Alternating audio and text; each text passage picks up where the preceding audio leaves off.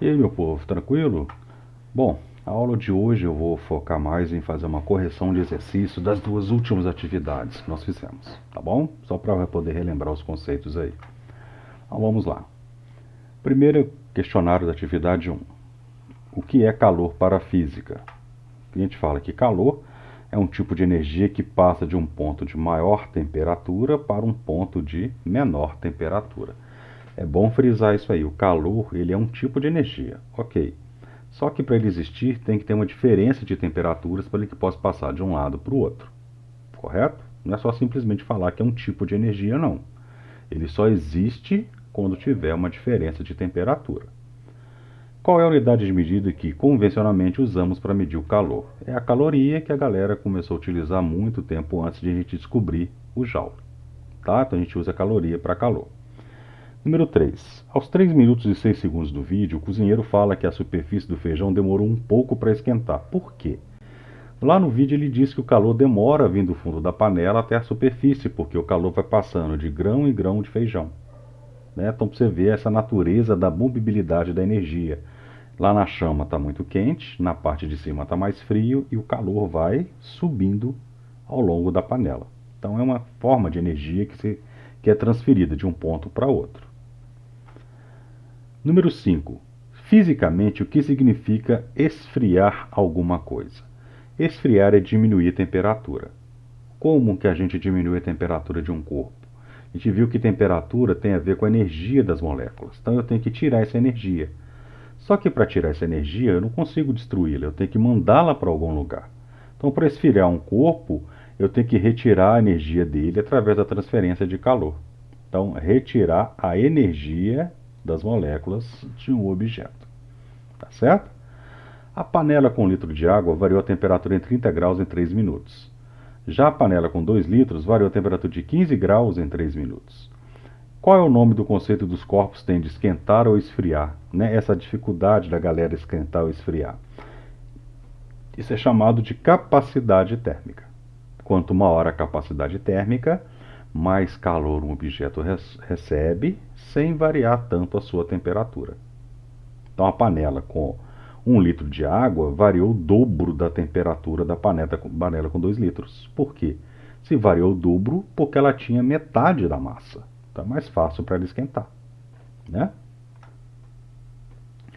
Qual foi a previsão feita no vídeo para o tempo de aquecimento da água na panela? Olha, as duas panelas teriam o mesmo aquecimento, já que foram colocadas na mesma fonte de calor, isso que garante a quantidade igual de calor para as duas. Só que eu tenho uma panela com 1 litro e uma panela com 2 litros. Qual que é a previsão? Que a menor panela vai esquentar primeiro, porque ela tem mais facilidade, menor capacidade térmica. Questão de número 8. Complete os espaços em branco. A capacidade térmica é a quantidade de calor necessária para aquecer um corpo em 1 grau Celsius. Então tinha que ter completado com isso aí na questão. Ok? Questão número 9. Completa os espaços em branco. Calor específico é uma característica da substância e é a quantidade necessária de calor para vai elevar a temperatura em 1 grau Celsius. Olha a diferença aqui, gente. Capacidade térmica é do corpo. Calor específico é da substância. Isso vai ficar claro na segunda atividade. Aí na primeira atividade tinha um outro questionário depois de uma apresentação que eu mostrei para vocês de como calcular isso daí. Né? Então vamos lá. Determine a capacidade térmica de uma batata que recebe 4.000 cal de calor e varia sua temperatura de 20 para 70. Lembre-se que variação de temperatura é obtida fazendo a temperatura final menos temperatura inicial. Então, a primeira coisa nós temos que fazer a equação. Tá aí. Capacidade térmica é igual a Q sobre ΔT. O que é Q? Q, gente, é quantidade de calor. Tá? Aqui que eu tenho que fazer? Substituir o que eu sei e calcular o que eu não sei. Aqui fala que 4.000 cal de calor. Isso aqui é o meu Q. Né? ΔT de 20 para T. Então, como é que eu calculo ΔT? Temperatura final menos inicial. 70 menos 20, que é igual a 50. Então, substitui lá, ó, 4.000 por 50, Corta os dois zeros, 400 por 5 é igual a 80 calorias por grau Celsius. A número 2. Uma panela de alumínio tem uma capacidade térmica de 30. Olha, ele já me deu o C. Qual deve ser a quantidade de calor fornecida, quero calcular o Q, para que sua temperatura varie em 15 graus? A equação está aí. Substituo o que eu conheço. O C, aqui ó, vem para cá. O Q eu não sei e o ΔT é 15. Está dividindo, passa para lá, multiplicando. 30 vezes 15, que é igual a 450. 3. Calcule a quantidade de calor para que 300 gramas de água varie sua temperatura de 10 para 80. Lembre-se que o calor específico da água vale 1. Cálculo da quantidade de calor com calor específica com essa equação. O M é massa, C, calor específico, ΔT, variação de temperatura, final menos inicial. Então, olha aqui, ó. Calcule a quantidade de calor para que 300 gramas. 300 gramas, isso aqui é massa. Aqui vai temperatura inicial e final, e aqui o calor específico. Então, substitui. 300, o calor específico vale 1, e o ΔT de 10 para 80, aqui são 70 graus. Faz as continhas de multiplicação, vai dar 21 mil calorias. Certo? Atividade 2. Da segunda atividade, eu passei um texto para vocês sobre calor específico, e vocês leram o texto para responder esse questionário. Como é determinado o valor contido nos alimentos? Os alimentos têm energia dentro deles, a gente chama isso de calorias, que é uma unidade de medida de energia. Tá certo? É a mesma caloria do calor, tá, gente? Tanto que para determinar a caloria, você coloca o alimento num forno especial, incendeia ele até ele sumir. A quantidade de calor que você foi fornecido para o alimento para ele sumir é a quantidade de calorias que ele tem. 2. Faça a distinção entre uma caloria e um joule. Uma caloria equivale a 4,18 joules. Isso foi evidência que mostrou que o calor era uma forma de energia, inclusive. Tá? 3. O que aquece mais rápido quando ele é fornecido calor? Ferro ou prata? Justifique sua resposta utilizando o conceito de calor específico. Se você olhar lá no texto, ele deu o valor do calor específico do ferro e da prata. Aí a prata tem um menor calor específico. Se tem menor calor específico, ele esquenta mais rápido e também esfria mais rápido. Por isso que a prata esquenta mais. Então lembra disso.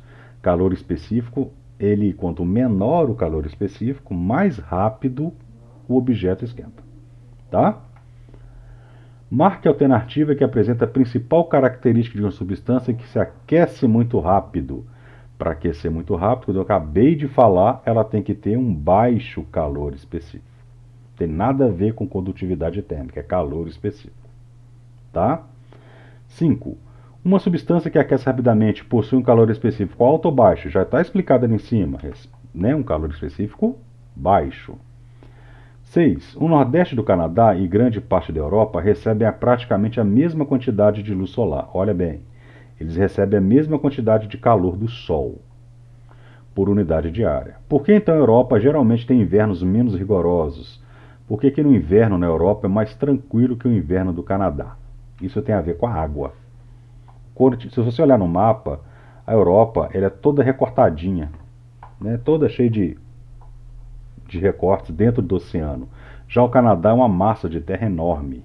Você tem água só nas beiradas aqui, mas no meio do Canadá não. Correto? Então ele fala o seguinte, a água tem um alto calor específico, então ela demora a esquentar e também demora a esfriar. O que acontece? O oceano tem várias correntes marítimas. Aí chega na Europa, inclusive, uma corrente de água quente que vem lá do Caribe. Quando essa água chega lá, ela começa a perder calor para a atmosfera, só que perde calor lentamente. Isso vai esquentando o ar perto dessa camada de ar, e o vento leva esse ar para a Europa, um ar mais quente. Então ali, por o fato de estar muito recortado de água, ela vai receber mais calor do que o Canadá devido à água. Por isso que o inverno é menos rigoroso. Se você quiser copiar do texto, está aí a resposta de acordo com um pedaço do texto.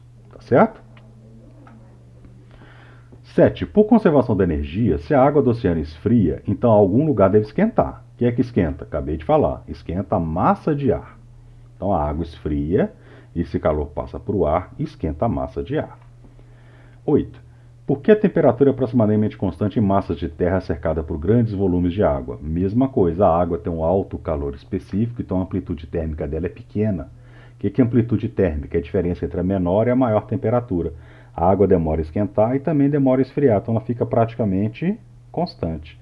Já a Terra não, o continente não, ele esquenta rápido e esfria rápido. Então de dia faz muito calor e de noite faz muito frio, porque ele ganha calor muito rápido e perde calor muito rápido. Número 9. Numa aula de física, o professor Carlos Heitor apresenta a seus alunos essa experiência. Dois blocos, um de alumínio e outro de ferro, de mesma massa, inicialmente a temperatura ambiente, recebem a mesma quantidade de calor. Aí ele fala que o calor específico do alumínio é 0,90 e do ferro 0,46. Qual vai adquirir maior temperatura? Qual vai esquentar mais? Aquele de menor calor específico. Então seria o bloco de ferro. Correto? Menor calor específico, maior é o aquecimento. E para terminar, o cara fala um texto da febre aí, que a gente, para medir a febre de uma pessoa, tem que deixar um termômetro um certo tempo em contato com a pele da pessoa. Está perguntando, pedindo para explicar o porquê se deve esperar alguns minutos. Tem que esperar para que tenha tempo suficiente para o termômetro e a pele da pessoa atingir o equilíbrio térmico através da transmissão de calor. Muita gente colocou transmissão de temperatura, isso está errado. Temperatura não se transmite, temperatura é uma medida. Quem se transmite é o calor. Então sai calor da pele da pessoa que está mais quente do que o termômetro, os dois entram em equilíbrio térmico, o que é isso? Ficam com a mesma temperatura e aí acontece a medida da temperatura. Ok? Então, meu povo, vamos ficando por aqui na revisão. Tem aí um vídeo logo abaixo sobre transmissão de calor, tem um questionário antes para sedimentar esse conteúdo. Depois tem um vídeo de transmissão de calor logo abaixo e um questionário sobre esse vídeo. Tá? Que na próxima aula eu vou corrigir com vocês. Então, galera, boa atividade e até mais.